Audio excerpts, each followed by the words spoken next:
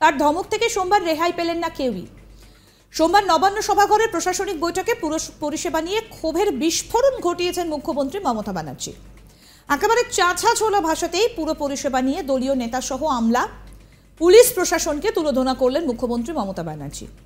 নবান্নের সভাঘরে পুরমন্ত্রী এবং অন্যান্য মন্ত্রীদের উপস্থিতিতে এই বিষয়ে তীব্র ক্ষোভ প্রকাশ করেন তিনি। বিজেপির দাবি, আসলে এবারের লোকসভা ভোটে শহরাঞ্চলে বিরাট ধাক্কা খেয়েছে তৃণমূল। এরপরই মাথায় হাত পড়ে গিয়েছে তৃণমূলের, তার জেরেই এই ধরনের ধমক চমক। সোমবার একেবারে নাম করে ধমক দেন বাংলার মুখ্যমন্ত্রী। মন্ত্রী সুজিত বসুর নাম করে ধমক দেন আর কলকাতা হাওড়ার রাস্তার অবস্থা নিয়ে তীব্র ক্ষোভ প্রকাশ করেন তিনি। মমতা বলেন, এবার কি আমাকে রাস্তা ঝাড় দিতে বেরোতে হবে?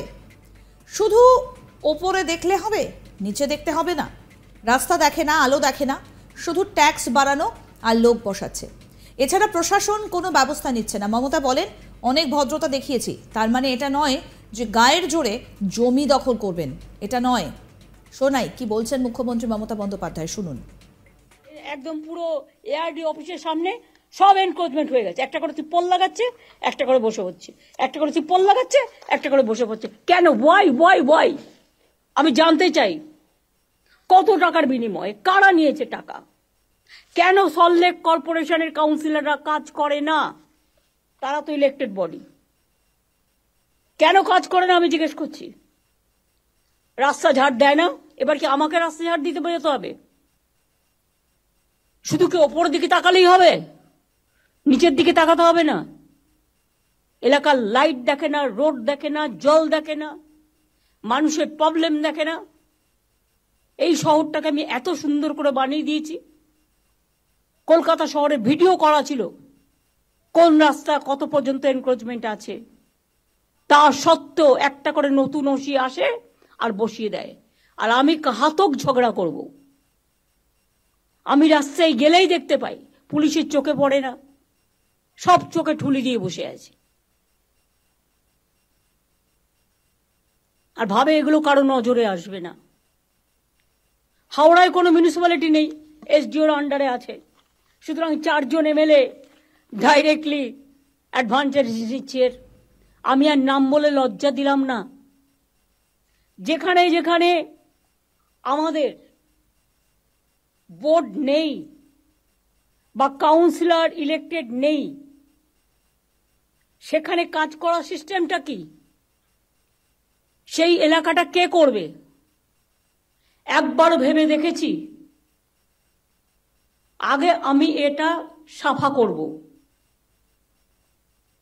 তারপর আমি ইলেকশনে যাব। যে যে এলাকা, বালি পৌরসভার অবস্থাও খুব খারাপ, যে যে এলাকা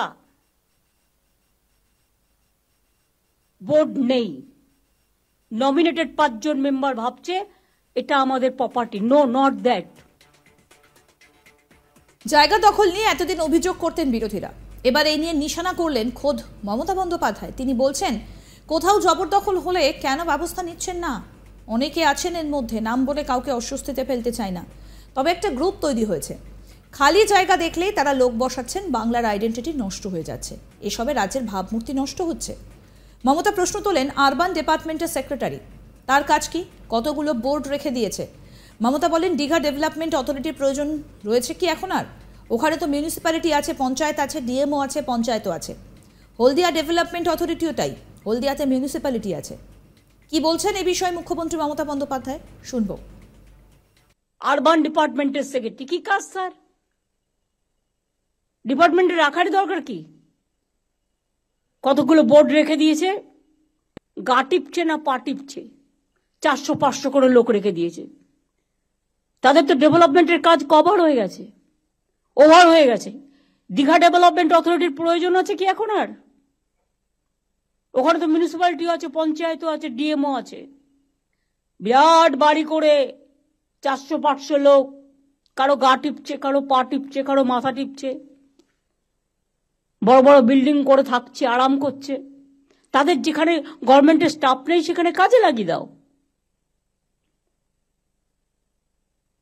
হলদিয়া ডেভেলপমেন্ট অথরিটিও তাই, হলদিয়া তো মিউনিসিপ্যালিটি আছে।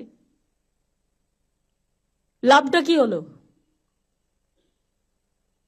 দরকার ডিএম এর আন্ডারে প্রত্যেকটা ওয়ার্ডে যেখানে যেখানে এখনো ইলেক্টেড নেই, মানে ইলেকশন বাকি আছে, ডিউ আছে, রোজ তো আমি ইলেকশন করতে যাবো না, যখন করবো একসাথে করে দেবো।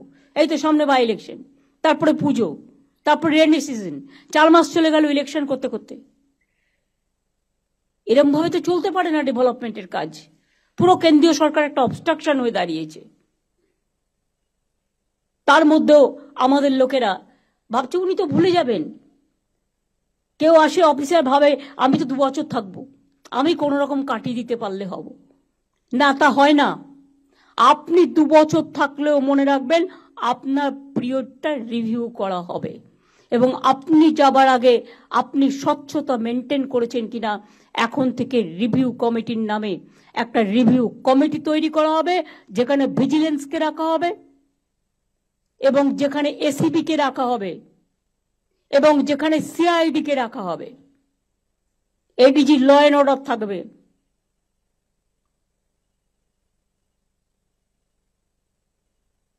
এবং আমি ডাইরেক্টরস অফ সিকিউরিটিকেও থাকতে বলছি, যেহেতু তাদের পাবলিক সিকিউরিটিটা দেখতে হয়। অ্যাডেড এরিয়াতে প্রপার প্ল্যানিং নেই,